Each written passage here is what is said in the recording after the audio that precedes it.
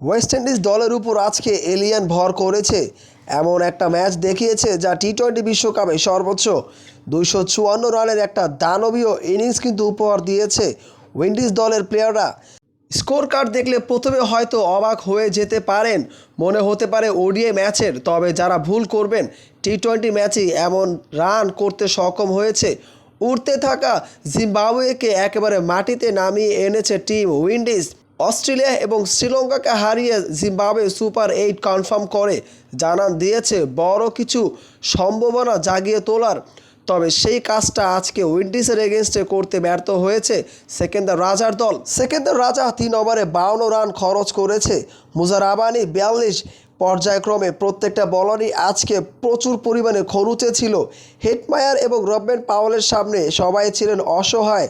দুজনের এই রানের উপরে ভর করে 254 রান করতে সক্ষম হয় টিম ওয়েস্ট ইন্ডিজ। 255 রানের লক্ষ্যমাত্রা তাড়া করতে নেমেই নাকানি চুবানি খেয়েছে জিম্বাবুয়ে। একের পর এক উইকেটগুলো বিলিয়ে দিয়ে এসেছে। অধিনায়কের ব্যাট থেকে আসে মোটে 27 রান, তবে শেষ দিকে বার্নার ইভান্স কিছুটা রানের পরিমাণটা কমিয়েছে। 145-এ থামে জিম্বাবুয়ের ইনিংস।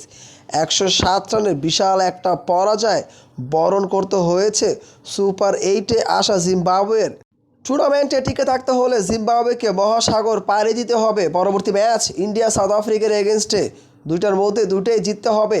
সেই কাজটা সত্যি অসম্ভব, তবে ক্রিকেটে অসম্ভব বলে কোনো কিছুই নেই। ক্রিকেট যে গৌরবময় অনিশ্চয়তার খেলা, বাকিটা ম্যাচেই বোঝা যাবে।